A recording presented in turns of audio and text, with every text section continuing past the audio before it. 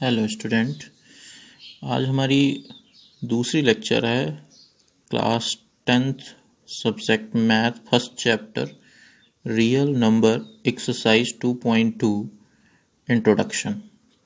इसमें स्टूडेंट हम पढ़ेंगे फंडामेंटल थ्योरम ऑफ अर्थमेटिक्स। अब देखिए स्टूडेंट, ये फंडामेंटल थ्योरम ऑफ अर्थमेटिक्स क्या है इसको समझते हैं।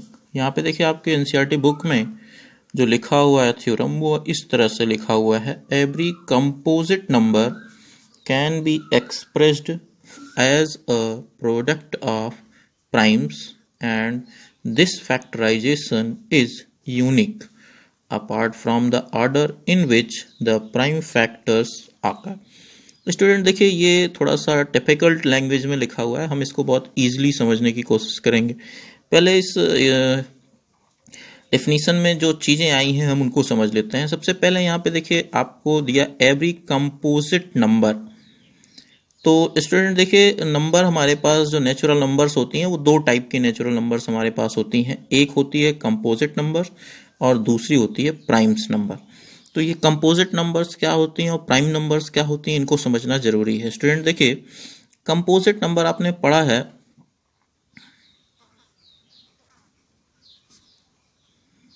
कंपोजिट नंबर वो नंबर होती हैं जो वन को एक्सेप्ट कर दें, अगर वन को छोड़ दें हम, तो इसके अलावा वो नंबर्स जो नंबर्स ईजिली डिविजिबल होती हैं वो सारी नंबर कंपोजिट नंबर होती हैं। एज एग्जांपल अगर हम बात कर लें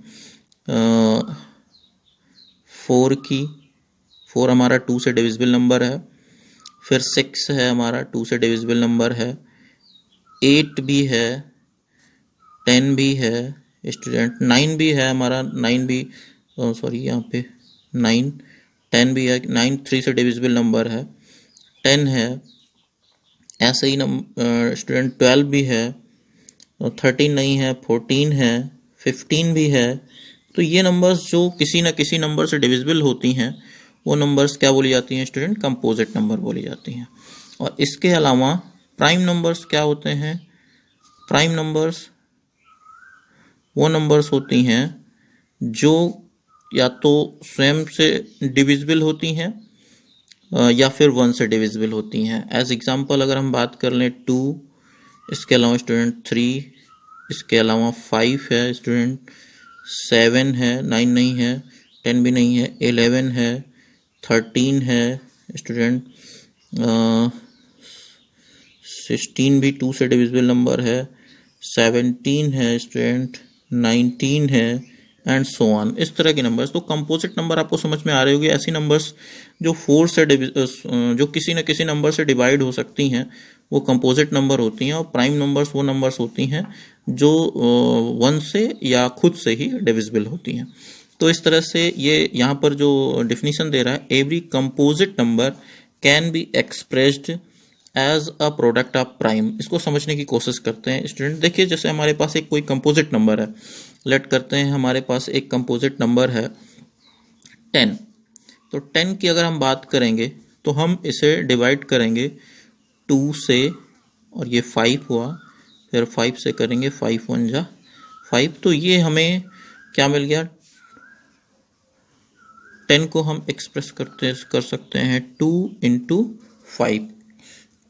तो ये जो हमारे पास 2 इंटू 5 मतलब 10 का फैक्टर हमें जो मिल रहा है वो 2 इंटू 5 मिल रहा है।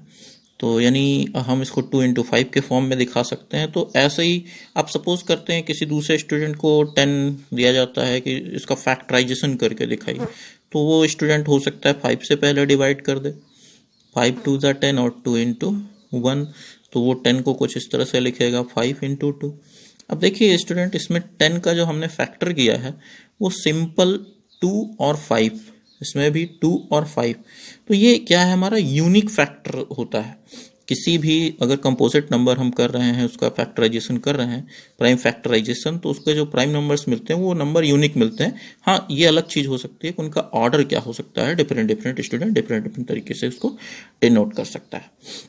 तो ऐसा ही अगर हम एक और दूसरा एग्जांपल लेके चेक करते हैं, इसको देखते हैं, तो हमारे पास सपोज करते हैं एक कंपोजिट नंबर है, मान लेते हैं 20 है, सॉरी 24 है।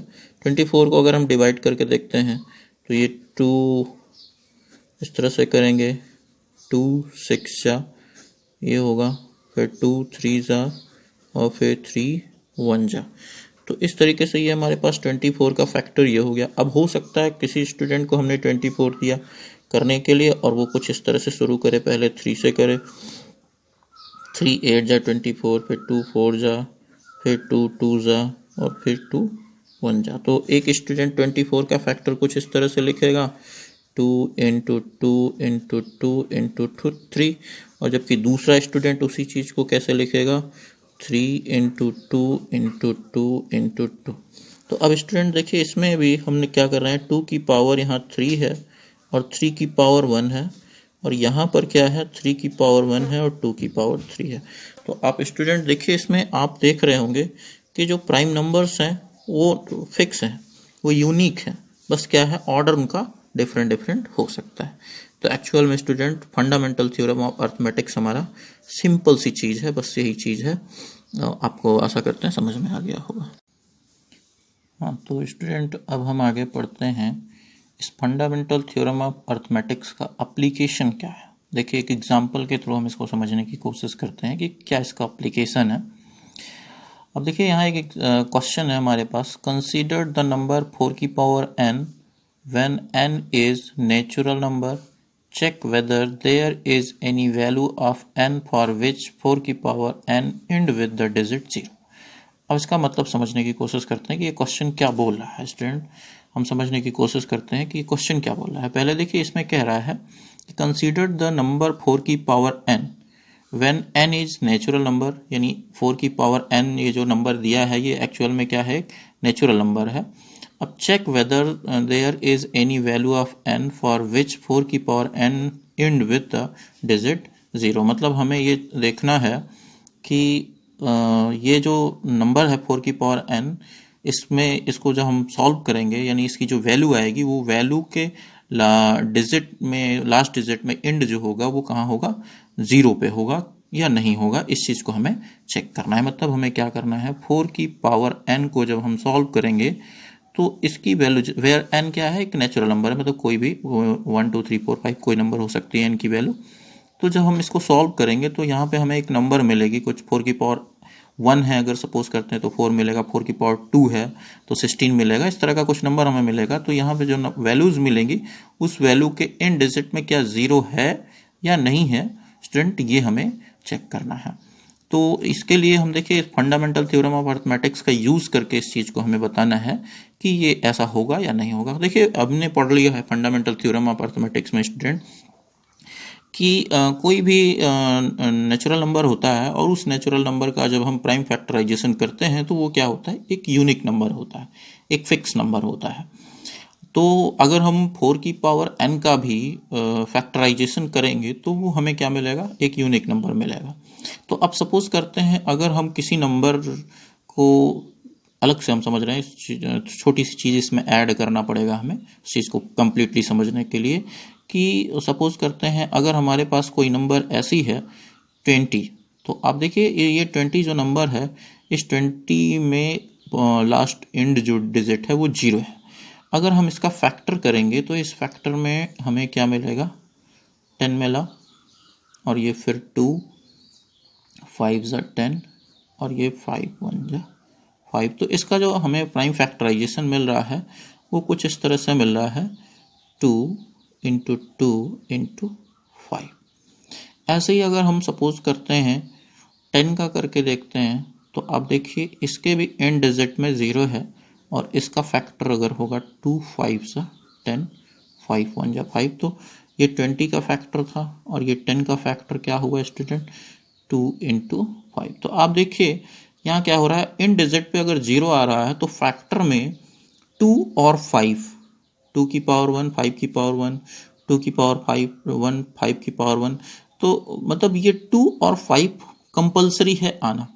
तो अगर यहाँ पर कह रहा है कि एंड डिजिट इसकी 0 है तो इसका मतलब क्या हुआ, इसका मतलब ये हुआ कि अगर हम इस नंबर का फैक्टराइजेशन करेंगे तो उस फैक्टराइजेशन में 2 और 5 ये दोनों प्राइम नंबर्स हमें मिलनी चाहिए। अगर ये दोनों प्राइम नंबर्स मिल रही है तो हम कंफर्म कर सकते हैं कि हाँ एंड डिजिट पे 0 होगा।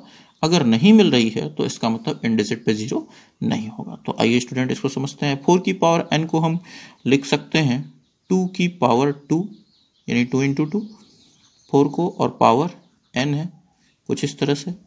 तो अब इस चीज़ को या हम इसी चीज़ को कैसे लिख सकते हैं 2 की power 2n where n is a natural number. तो अब देखिए ये 2 हमें मिल रहा है। जब 2 हमें मिल रहा है तो अब इसमें कंफर्म है कि जितने भी इसके फैक्टर होंगे n की वैल्यू कुछ भी होगी, हर फैक्टर में 2 ही आएगा, 2 नंबर आएंगे। 2 की पावर 1 हो सकती है, 2 हो सकती है, 3 हो सकती है। तो अगर 10 भी हो रहा है तो 2 इंटू 2 इंटू 10 टाइम्स 2 हुआ। इसका मतलब क्या हुआ? इसका मतलब ये हुआ कि इसके फैक्टराइजेशन में 2 तो आ रहा है स्टूडेंट, पर 5 नहीं आ रहा है। यानी कंफर्म हो गया कि अगर हम इसका फैक्टर करेंगे तो हमें क्या मिलेंगे? ओनली 2 2 2 मिलेंगे। 5 इसके फैक्टर में नहीं इन्वॉल्व हो रहा है। तो अगर 5 नहीं इन्वॉल्व हो रहा है तो हम यहाँ देख रहे हैं कि अगर हमें इन डिजिट पे 0 लाना है किसी के, तो उसमें क्या होना चाहिए? 2 और 5 दोनों इन्वॉल्व होने चाहिए, बट यहाँ 5 इन्वॉल्व नहीं हो सकता है। इस वजह से इसके इन डिजिट में 0 नहीं हो सकता है स्टूडेंट। तो हम इसी चीज को लिख सकते हैं in the factor of 4 की power n 2 is available but 5 is not available। Student मतलब इसमें 2 अवेलेबल है और 5 इसमें अवेलेबल नहीं है और न ही होने की संभावना है। So we can say that 4 की power n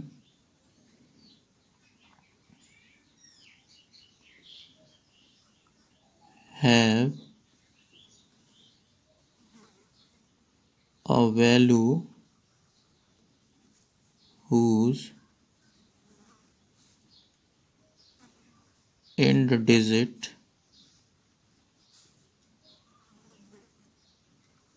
will not be 0। मतलब क्या है कि इस तरह हम कह सकते हैं कि ये जो 4 की पावर n जो वैल्यू होगी उस वैल्यू में एंड वाली जो डिजिट होगी वो 0 नहीं हो सकती है स्टूडेंट। तो ये हमारा एक एप्लीकेशन था फंडामेंटल थ्योरम ऑफ अर्थमेटिक्स का। तो स्टूडेंट अब इसके आगे जो आपके सिलेबस में चीज़ें हैं वो थोड़ा सा और बढ़ते हैं आगे। हमें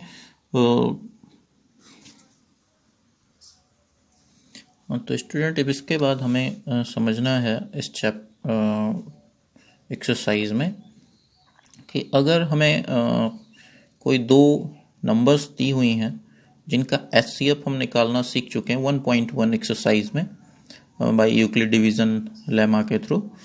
तो अगर मान लेते हैं हमारे पास दो नंबर गिवन हैं, सपोज करते हैं हमारे पास एक नंबर है 50 और दूसरी नंबर है 100। ये दो नंबर हमें गिवन है, तो इन दोनों नंबर का हमें HCF निकालना आता है। सपोज करते हैं ये नंबर A है, ये नंबर B है, ये दो नंबर हमें गिवन है और इनका HCF भी सपोज करते हैं हमें दिया हुआ है। HCF दिया हुआ है 50। तो हमसे कहेगा इनका LCM लोएस्ट कॉमन मल्टीपल्स हमें निकाल के दिखाना है। तो स्टूडेंट इस तरह के भी मतलब कुछ क्वेश्चंस आपके इस एक्सरसाइज में मिलेंगे। तो देखिए इस एक्चुअल में स्टूडेंट करना कुछ नहीं है, सिंपल सा चीज़ है कि अगर हम LCM और HCF इन दोनों का मल्टीप्लाई करते हैं किसी आपस में, लेकिन ये दो नंबर्स का LCM और उनका HCF इन दोनों का मल्टीप्लिकेशन जो होता है उन दोनों नंबर के मल्टीप्लिकेशन के इक्वल होता है स्टूडेंट। तो हमें इसी रिजल्ट को ध्यान में रखना है। अगर हमें एलसीएम पूछ रहा है तो एलसीएम हम कैसे निकाल सकते हैं student? LCM is equal to first number into second number upon HCF of A and B. तो इसकी मदद से हम इजीली निकाल सकते हैं कि सपोज करते हैं अगर आपको एक नंबर 50 एक नंबर 100 दिया है और दोनों का एचसीएफ 50 दिया है तो उनका एलसीएम क्या होगा ये आपको निकालना है। तो स्टूडेंट हम easily LCM is equal to A 50 है हमारा और बी हमारा 100 है और फिर नीचे हमारा एचसीएफ कितना दिया है? 50 दिया है। यहाँ वैल्यू हम पुट कर दे रहे हैं, 50 से 50 कैंसिल हो जा रहा है, हमें एलसीएम मिल गया स्टूडेंट 100। तो इस रिजल्ट के थ्रू हम इजीली क्या निकाल सकते हैं कि इन्हीं दो नंबर्स का एलसीएम इजीली कैलकुलेट कर सकते हैं जबकि हमें दोनों नंबर गिवन हो और एचसीएफ गिवन हो। और स्टूडेंट अगर इसी तरीके से हमें सपोज करते हैं एलसीएम गिवन है किन्हीं दो नंबर्स का तो हम एचसीएफ निकाल सकते हैं। तो करना क्या होगा? एलसीएम की जगह एचसीएफ, एचसीएफ की जगह एलसीएम हम कन्वर्ट कर देते हैं इसको। तो सपोज करते हैं अगर हम एचसीएफ ही निकालना चाहते हैं तो HCF of any two number is equal to product of two number upon LCM of two numbers. तो इस फॉर्मूले का यूज़ करके हम इजीली क्या कर सकते हैं? एचसीएफ भी निकाल सकते हैं। तो हम इस तरीके से स्टूडेंट ईजिली क्या कर सकते हैं? एचसीएफ या एलसीएम किन्हीं दो नंबर्स के, या अगर एक नंबर मालूम है एचसीएफ एलसीएम मालूम है तो दूसरी नंबर भी निकाल सकते हैं। तो ये सारी चीज़ें हम इसमें ईजिली कर सकते हैं स्टूडेंट। तो आशा करते हैं आपको ये समझ में आया होगा और कृपया हमारे वीडियो को लाइक करिए, शेयर करिए और कमेंट भी करिए। Thank you.